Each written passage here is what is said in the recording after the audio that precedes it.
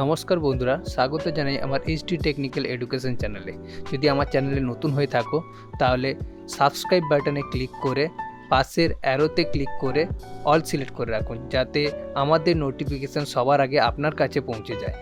নমস্কার বন্ধুরা, চলে এসেছে এক্সেল এর আরেকটি ইন্টারেস্টিং ক্লাস নিয়ে, এবং আজকের ক্লাসটি খুবই ইন্টারেস্টিং হতে চলেছে। তার কারণ হচ্ছে আজকে তোমাদেরকে নর্মাল ভিলুকআপ নয়, রিভার্স ভিলুকআপ দেখাবো। তো চলো তার আগে থিওরিটা তোমাদেরকে ভালো করে বুঝিয়ে দিই। দেখো, নর্মাল ভিলুকআপে আমরা যেটা জানি, একটা টেবিল থেকে, যেটা নিচে দেখতে পাচ্ছি এখানে টেবিলটা দেওয়া আছে, জাস্ট তার ফার্স্ট কলামে কি আছে, রোল নাম্বার আছে। এই রোল নাম্বার দিয়ে আমি ডান দিকের সমস্ত ডেটাগুলোকে খুঁজে বের করব, এটাই হচ্ছে ভিলুকআপ। কিন্তু রিভার্স ভিলুকআপের সাহায্যে আমি কি করব, একদম ডান দিকের যে ডেটাটা দেখতে পাচ্ছ, এই যে স্টুডেন্ট কোড, এই স্টুডেন্ট কোড দিয়ে আমি নামকে খুঁজবো। এটাই হচ্ছে ইন্টারেস্টিং, যেটা কিন্তু কখনো ভিলুকআপ পারতো না। এবারে পারবে, কারণ তার জন্য আমাকে শুধুমাত্র ভিলুকআপ ব্যবহার করলে হবে না, ভিলুকআপের সঙ্গে চুজ ফর্মুলা ব্যবহার করতে হবে। দিলে আমরা কিন্তু রিভার্স ভিলুকআপও করতে পারবো। এটাই হচ্ছে আজকের থিওরি। তো চলো এবার বেশি দেরি না করে প্র্যাকটিক্যালটা শুরু করি। প্রথমত এখানে তোমরা দেখতে পাচ্ছ রোল নাম্বার দিয়ে ডেটা খোঁজা আছে, এখানে ভিলুকআপ দেওয়া আছে। যেমন 1 দিলে দেখতে পাবে 1 ডেটাটাকে খুঁজে নিচ্ছে, তার মানে এটা ভিলুকআপ আছে। আর এখানে দেখবে স্টুডেন্ট কোড দিয়ে, যদি স্টুডেন্টকে পরিবর্তন করে, যেমন 2420, মানে এটা, তাহলে এটা কি নাম পাবে, মিতা সাউকে দেখো এন্টার মারার সঙ্গে সঙ্গে তাহলে ব্যাক করে কিন্তু সে কিন্তু ডেটাটাকে খুঁজে নিচ্ছে। তো প্র্যাকটিক্যালের জন্য আমি এগুলোকে ডিলিট করে দিলাম।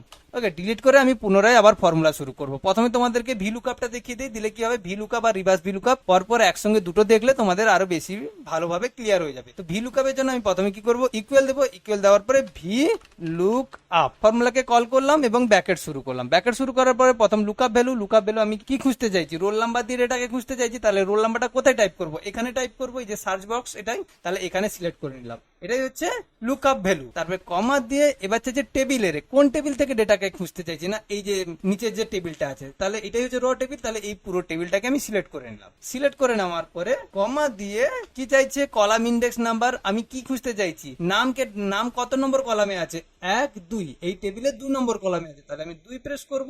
এবং কমা দিয়ে এখানে যেহেতু আমি এক্সাক্ট ম্যাচ, মানে একদম অ্যাকুরেট ডেটাটাকে সার্চ করতে চাইছি, তার জন্য আমাকে ফলস ভ্যালুকে কল করতে হবে, এবং ফলস ভ্যালুকে কল করতে হলে জিরোকে প্রেস করতে হবে। ওকে, 0 প্রেস করলাম এবং ব্যাকেট শেষ করলাম, এন্টার মারলাম। দেখো, 1 রোল নাম্বার দেবাঞ্জনকে খুঁজে নিচ্ছে। এখানে 3 মারলে আমাকে মিতা সাউ খুঁজে নিচ্ছে। আবার 5 মারলে দেখো 5-এ কি আছে, উৎপলা মান্না, দেখো উৎপলা মান্নাকে খুঁজে নিচ্ছে। এটা নর্মাল ভিলুকআপ। এবার যেটা ইন্টারেস্টিং সেটা হচ্ছে রিভার্স ভিলুকআপ। রিভার্স ভিলুকআপটা মন দিয়ে শুন। তার জন্য প্রথমে ইকুয়াল দেবো, ইকুয়াল দিয়ে নর্মাল ভিলুকআপকেই কল করবো, ভি লুক আপ। ওকে, ব্যাকেট শুরু করলাম। প্রথম আমার লুকআপ ভ্যালু কি হবে, স্টুডেন্ট কোড হবে এখানে, তাই না? এখানে স্টুডেন্ট কোড দিয়ে খুঁজবো, তাহলে আমি স্টুডেন্ট কোডের ডেটাটাকে সিলেক্ট করলাম, যেখানে সার্চ করতে চাইছি। তারপরে কমা দিয়ে এইবার চাইছে টেবিল অ্যারে। এইখানে আমার টেবিল অ্যারেটাকে একটু চেঞ্জ করতে হবে। আমি এটাকে যদি পুরো সিলেক্ট করি তাহলে কিন্তু হবে না, কারণ পুরো সিলেক্ট করলেই তো ভিলুকআপের কাজ হচ্ছে ফার্স্ট কলাম থেকে ডেটা খোঁজা, তাই না? এইখানে আমাকে টেবিলটাকে নিজের মতন করে চুজ করতে হবে, তার জন্য এখানে চুজ ফর্মুলা ইউজ করতে হবে।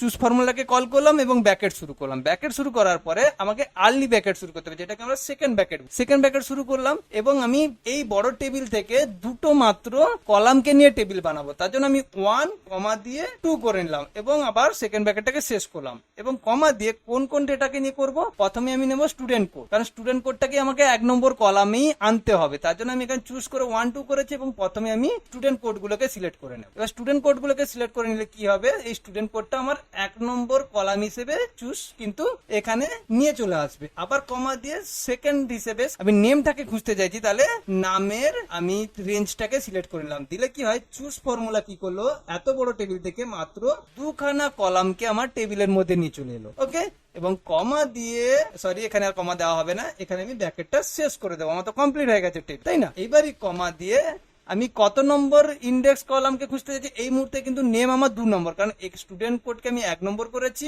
আর নেমকে 2 নম্বর করেছি, তাহলে আমি 2 প্রেস করব। এবং কমা দিয়ে এক্সাক্ট ম্যাচের জন্য আমি 0কে কল করব এবং ব্যাকেট শেষ করব, এন্টার মারবো। ওয়াও, দেখতে পাচ্ছ রিভার্সে আমাকে কিন্তু ডেটাটাকে খুঁজে দিচ্ছে। আমার স্টুডেন্ট কোড কিন্তু একদম ডান দিকে আছে, জাস্ট এখান থেকে আমি একটা স্টুডেন্ট কোড কপি করে নিই, 3047 কে কপি করে এখানে পেস্ট করে দিলাম। দেখো আমার কিন্তু কন্টিনিউ পরিবর্তন হচ্ছে। এটা কত আছে, 3047, তার সোজাসুজি দেখো কি আছে, সম্পূর্ণ সাউ। তাহলে সম্পূর্ণ সাউকে খুঁজে নিয়েছে, এটাই হচ্ছে রিভার্স ভিলুকআপ। তো আশা করছি আজকের ক্লাসটি খুবই ভালো লেগেছে। যদি ভালো লেগে থাকে অবশ্যই চ্যানেলটিকে সাবস্ক্রাইব করতে হবে, এবং যারা সাবস্ক্রাইব করে রেখেছো তাদেরকে তো অসংখ্য ধন্যবাদ, এবং সঙ্গে থাকো। অসংখ্য ধন্যবাদ, বাই।